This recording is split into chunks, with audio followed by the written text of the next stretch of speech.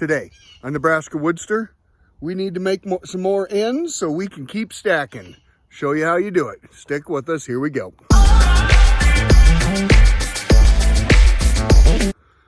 Welcome back, WoodSTRs. If you're coming back, thank you. If it's first time here, welcome. Like I said in my last video, just moved over 500 subs and appreciate everybody for your support. Next milestone is 1,000 subs, so appreciate everybody's support. And if you could, subscribe and share with your friends if they're going to like this kind of content. So today we're going to put the ends on the next row for the firewood here, and so we can keep stacking. So we've got one end there, and also we've got to put one end right there. And I haven't showed you this, so we'll kind of go through the process here, and I'll show you how we do it. All right, here we go. All right, well, we're going to go ahead and start with this end right here. So I've got a pallet. I believe that is 42 by 54. And since I have an extra wide pallet here, we're going to lay that down horizontal versus being vertical like those right there. I use screws versus nails. The one thing that I've learned is that 2 is better than 1, because 1 turns into that. Doesn't look very good, so we're going to use 2 screws. So if one breaks, still got 1 to hold. So with that, I'll kind of show you the process here, and yeah. I know in some videos and some wood yards, or a pallet break in there to identify a full cord. At this point, since I'm selling virtually face cords, pickup loads, and a lot of this will turn into bundle wood, at this point, I'll probably regret that someday when I get into selling full cords that I wish I had that break in there. But today, we're going to go ahead and we're just going to keep stacking the way we have. And yeah, kind of show you the process. All right, here we go. All right, my brace wood, these are just ripped down 2x4s and 2x6s off of some demo projects. And I just go ahead and screw them right to the bottom pallet, put it up at an angle very similar as to what you see right there. And then we will put 2 screws in each one of them and anchor down the back. We'll kind of show you that as we go.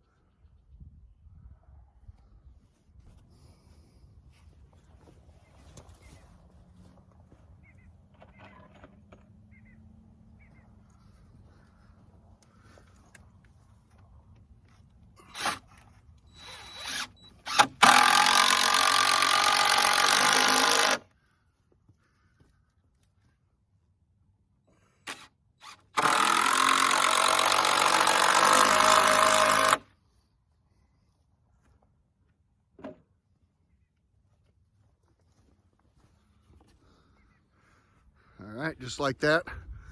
Put a couple of those right down in the bottom there, just as a little bit extra support. So we get a little bit of pushback on it, kind of holds it in spot. So holds it in place anyway. All right, just like that. We've got some places to stack. We're gonna go over here on this other end, get this one snubbed up right away as well. So once we get into a good old stacking and splitting session, we can just get to work and not have to worry about this.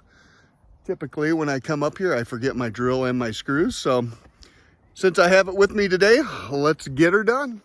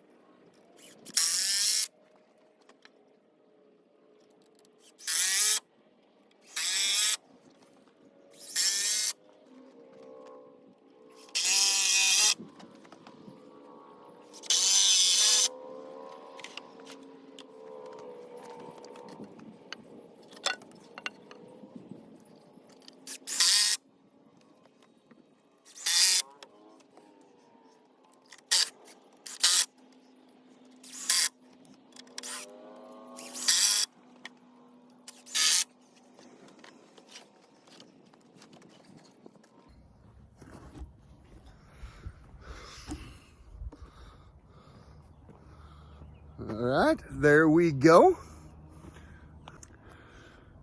Here in Nebraska, we went directly from winter, cold and dry, to now wet and hot. It feels like it's 1,000 degrees out here. No spring here in Nebraska. I think today got to 86. Next couple of days here is gonna be 91, 92, 93 degrees. Humidity's up there, so welcome to Nebraska.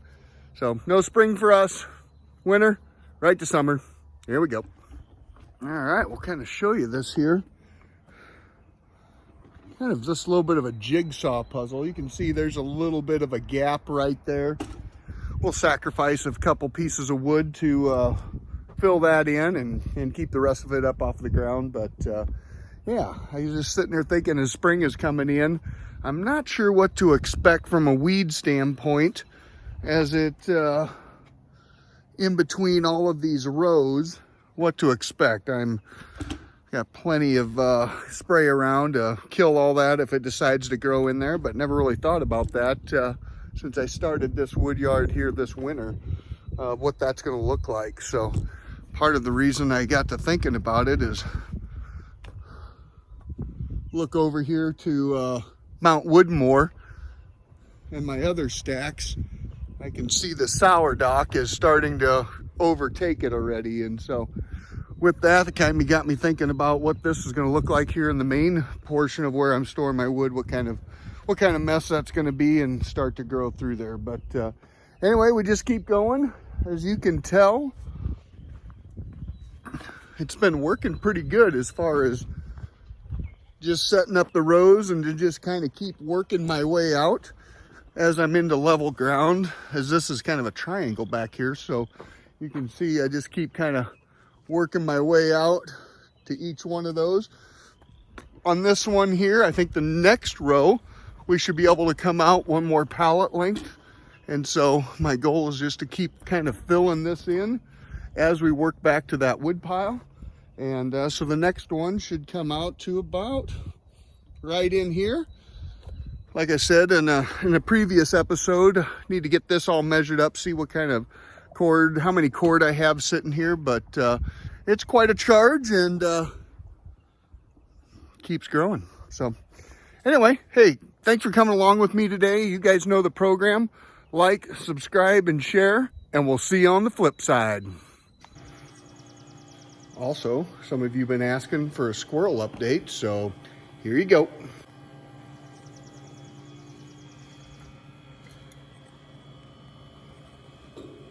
Little fellows are growing like crazy. They're got to be getting ready to head out to the walnut trees at the end of the driveway. As you can count, there's only 2 in here. One of the kiddos was playing with one of them the other day and it escaped, and it is somewhere in that pile of wood bundles. So as you can tell, besides they're making a huge mess, have a trap on the other side trying to catch him so we can get him back to the family and release them all together. But yeah, it's getting pretty close. We're going to probably kick him out here pretty soon, and we'll show that to you. So that is kind of the squirrel update.